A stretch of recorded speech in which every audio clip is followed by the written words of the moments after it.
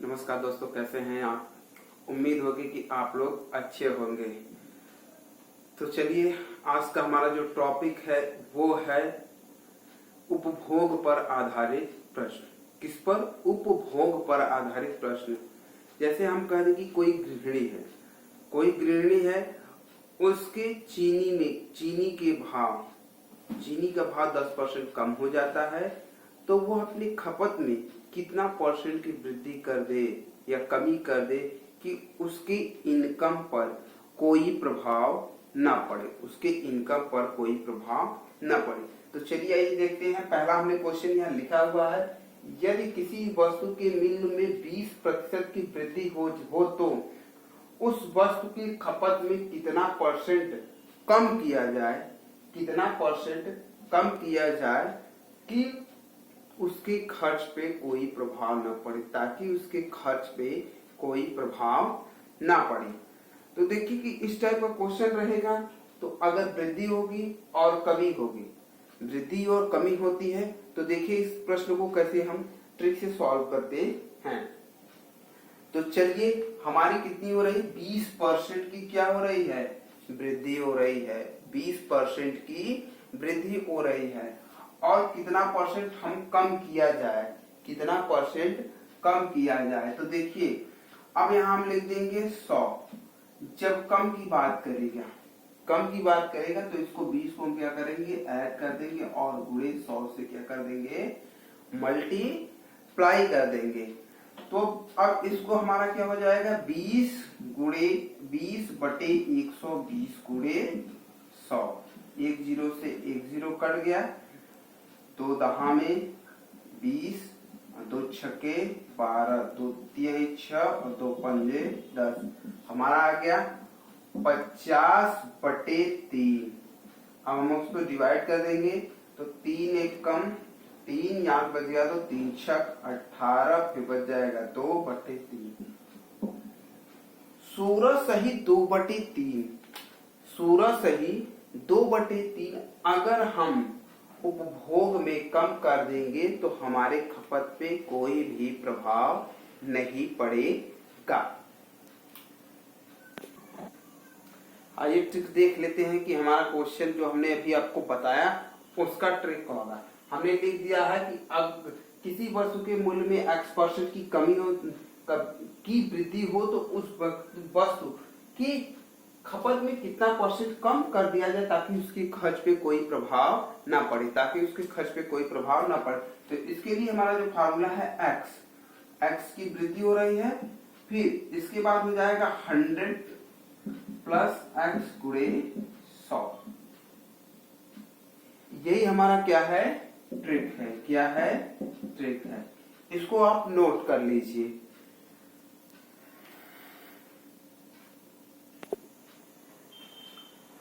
अगला हमारा क्वेश्चन है कि यदि किसी चीनी की कीमत में 10% की वृद्धि हो जाती है तो गृहिणी को अपनी खपत में कितना परसेंट कम करे कि उसके खर्च पे कोई प्रभाव न पड़े।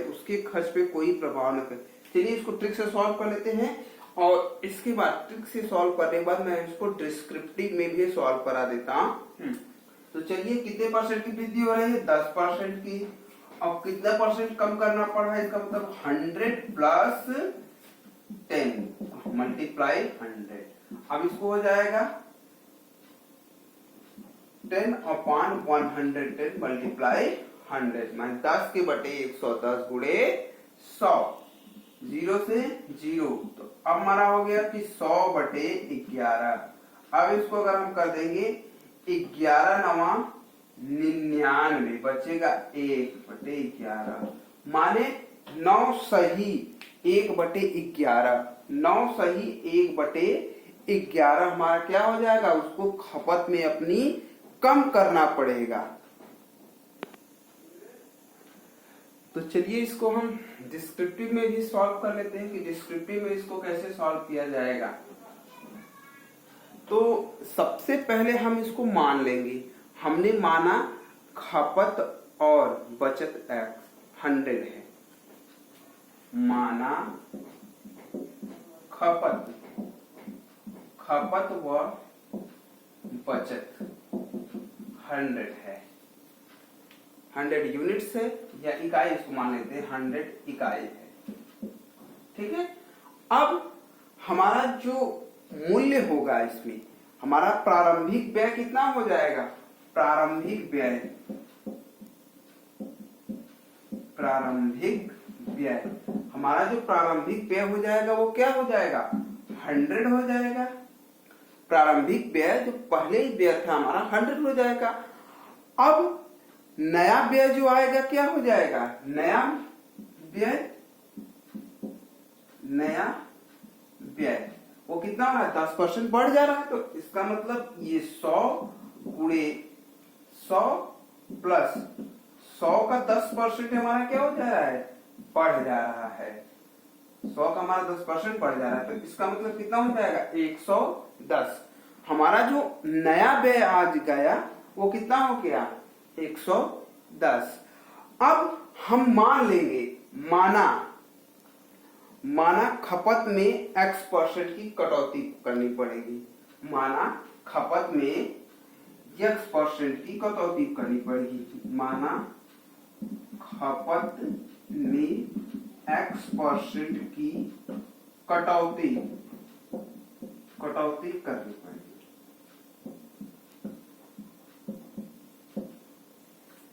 अब X% की, तो हमारा कुल व्यय कितना हो जाएगा? हमारा जो कुल व्यय हो जाएगा, कुल व्यय, अब व्यय हम क्या करेंगे? 110, हमारा कुल व्यय कितना हो जाएगा? 110। अब 110 में से हम कितना कर देंगे? 100 माइनस x को क्या करेंगे? घटा देंगे। 100, ये कुल व्यय हो जाएगा हमारा 100 माइनस x, हमारा कुल व्यय यही हो जाएगा 110 गुणे 100 माइनस x। अब हम प्रश्नानुसार कर चल लेते हैं। प्रश्नानुसार, अभी तक तो ये हमारा बेस था कि हमको कैसे निकालना है, ये हमने बता दिया। अब प्रश्नानुसार कह रहा है कि खपत और वृद्धि दोनों हमारी कितनी कमी नहीं करनी पड़ेगी, कितना कम करना पड़ेगा। तो हमारा जो खपत आएगा, ठीक है। अच्छा, एक चीज यहां मैंने नहीं लिखा, प्रारंभिक व्यय। अच्छा लिखा है प्रारंभिक व्यय 100 गुणे 100, सॉरी, प्रारंभिक व्यय हमारा 100 गुणे 100 हो जाएगा। क्यों? क्योंकि जितना था उतना वो क्या कर रही है? खर्च कर रही है। अब वह क्या हुआ? मूल्य बढ़ गया। तो अब मूल्य जो नया बढ़ा हुआ मूल्य है हमारा कितना हो जाएगा? 110। 110 गुणे हमारा 100 माइनस x, ये बराबर किसके हो जाएगा? जो हमारा प्रारंभिक व्यय था उसके बराबर हो जाएगा, हमारा प्रारंभिक व्यय के बराबर हो जाएगा। तो हमारा प्रारंभिक व्यय कितना था? 100 गुणे 100। हमारा जो प्रारंभिक व्यय था वो 100 गुणे 100 था। अब चलिए इसको हम क्या करते हैं? घटा देते हैं। अब घटाने पे हमारा आंसर क्या आएगा उसको देख लेते हैं। इसको मैं अभी मिटा रहा हूं।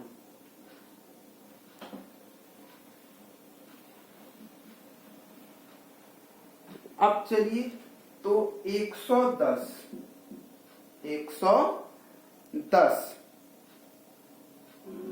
गुणे 100 हो जाएगा। 110 गुणे 100 माइनस 110x बराबर 1। ये हमारा कितना हो जाएगा? 1 2 3 4। अब इसको हम क्या कर रहे हैं? अब घटा देंगे।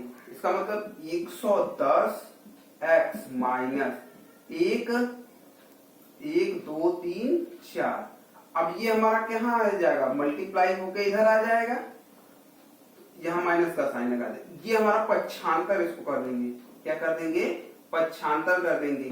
तो माइनस ये 11। अब हमारा क्या हो जाएगा? दोनों तरफ माइनस और माइनस 110x। अब हम क्या करेंगे? इसको x minus minus cancel out, x equal to 110 1 2 3, sorry पहले इसको हम घटा लेते हैं। हमने यहाँ घटाया है लेकिन गड़बड़ आ गया है, यहाँ इसको पहले घटा लेते हैं। ये हमारा 10,000 हो जाएगा। 10,000 से माइनस 11,000 को हम क्या करेंगे, 11,000 को हम घटा देंगे तो हमारा कितना बच जाएगा, 1,000 बच जाएगा। कितना बच जाएगा, 1,000 बच जाएगा। तो अब 1,000 के बटे 110, 0 से 0 कट गया तो x इक्वल टू हमारा आ गया कि 100 बटे 11। x इक्वल टू हो जाएगा 11 9 99, 1 के बटे 11, 9 सही 1 बटे 11। कितना आ गया, 9 सही 1 बटे 11। यही उसको खपत में क्या करना पड़ेगा, यही हमारा खपत में कमी करनी पड़ेगी। खपत में उसके खर्च में कोई प्रभाव नहीं पड़े तो कितना परसेंट कम करना पड़ा, 9 सही 1/10% की अगर वह कमी कर देगी तो उसके इनकम पे कोई भी प्रभाव नहीं पड़ेगा। अगला हमारा क्वेश्चन है कि यदि किसी चीनी की कीमत में 20% की कमी हो जाती है तो गृहिणी को, यदि किसी चीनी की कीमत में 20% की कमी हो जाती है तो गृहिणी को अपनी खपत में कितना परसेंट की वृद्धि करना पड़े कि ताकि उसके खर्च पे कोई प्रभाव ना पड़े, तो देखिए अभी तक तो जो प्रश्न था वो कमी पे आधारित था, अभी जितना प्रश्न था वो कमी पे आधारित था, लेकिन अब ये हमारा किस पे आधारित है, ये हमारा वृद्धि पे आधारित है। तो चलिए देखते हैं इसको किस तरह से सॉल्व करते हैं।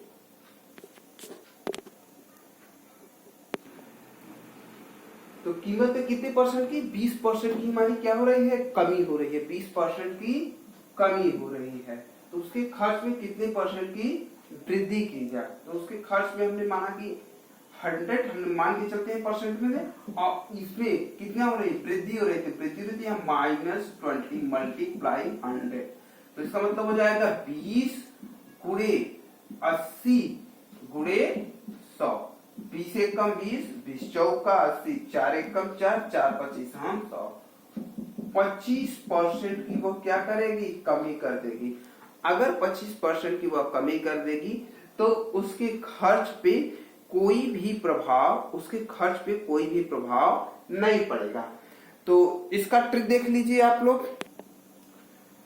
ट्रिक है हमारा, कह रहा है कि किसी वस्तु में x% की कमी की जाती है तो उसके खपत में कितने परसेंट की वृद्धि की जाए ताकि उसके खर्च पे कोई प्रभाव। हमारा ट्रिक हो जाएगा x 100 माइनस x मल्टीप्लाई 100।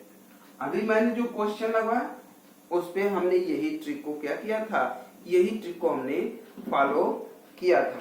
देख लीजिए ट्रिक। आइए कुछ और भी इस पे रिलेटेड क्वेश्चन है, उन सारे क्वेश्चनों को देख लेते हैं कि किस टाइप से आपसे क्वेश्चन इस में पूछा जाता है। हर क्वेश्चन का जो वैरायटी है अलग अलग टाइप से पूछे जाते हैं। तो जितने भी टाइप से क्वेश्चन पूछे जाते हैं उन सबको मैं क्या कर रहा हूं, आपको सॉल्व करा दे रहा हूं। तो चलिए क्वेश्चन को देख लेते हैं। हमारा क्वेश्चन है, एक व्यक्ति की वेतन में 20% की कमी की जाती है।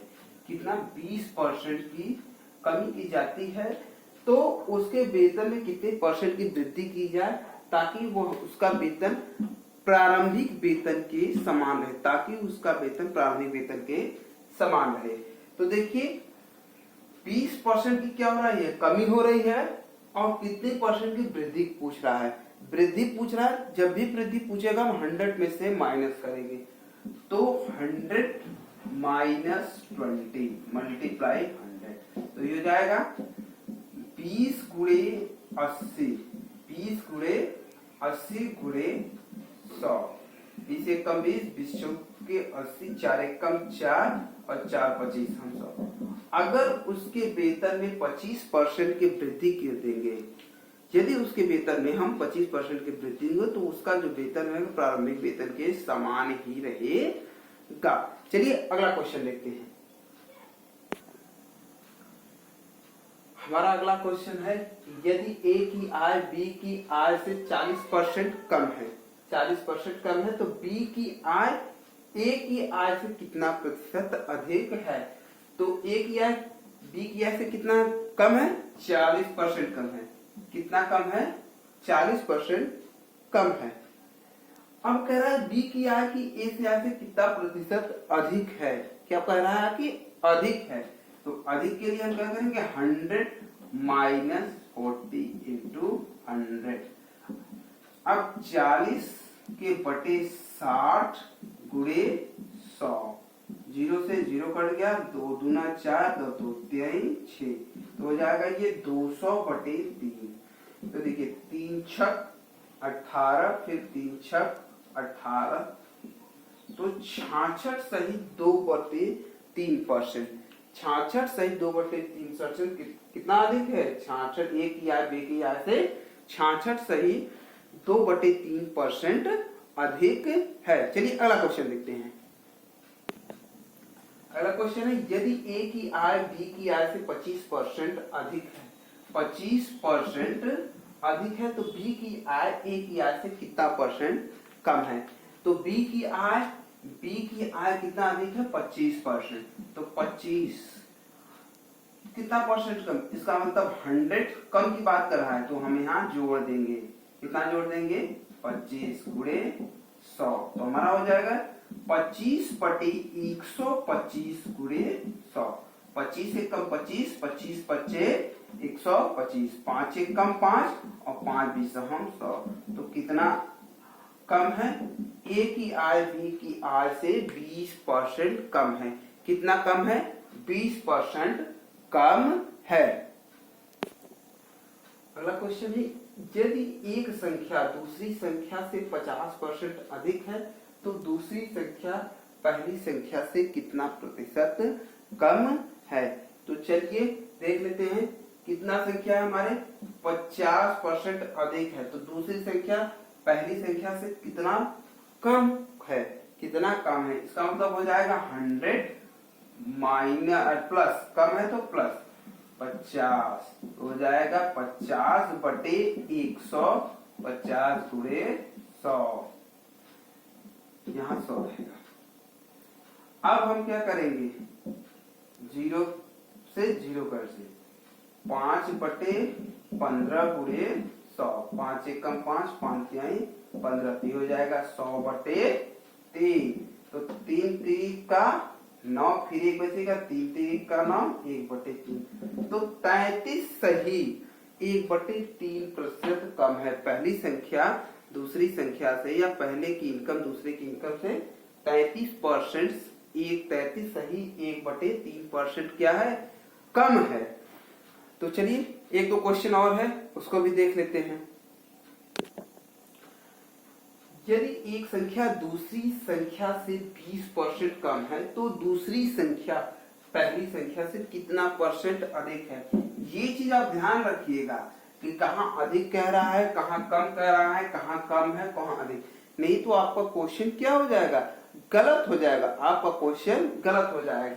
तो यहाँ क्या है? 20% कम है, तो इसका मतलब 20 अपॉन अधिक कह रहा है। जब भी अधिक कहेगा हम क्या करेंगे? घटा देंगे, 100 में से घटा देंगे। कम कहेगा तो जोड़ देंगे। तो 100 प्लस 20 अधिक कह रहा है, तो प्लस नहीं करेंगे, माइनस करेंगे, घटा देंगे, हम गुणे 100। अब हो जाएगा 20 बटे 80 गुणे 100, 20 एक कम 20, 20 चौका 4 एक कम 4, हमारा कितना हो गया? 25% हो गया। कितना हो गया? 25% हो गया। तो चलिए कुछ क्वेश्चन और है, एक दो क्वेश्चन देख लेते हैं। हमारा अगला क्वेश्चन है, एक संख्या दूसरी संख्या से 25% कम है, तो दूसरी संख्या पहली संख्या से कितना प्रतिशत अधिक है? तो पहले हमारा कम कह रहा है, 25% कम है, फिर बाद में अधिक कह रहा है, तो इसका मतलब 100 माइनस 25 गुणे 100, तो हो जाएगा 25 बटे 75 गुणे 100।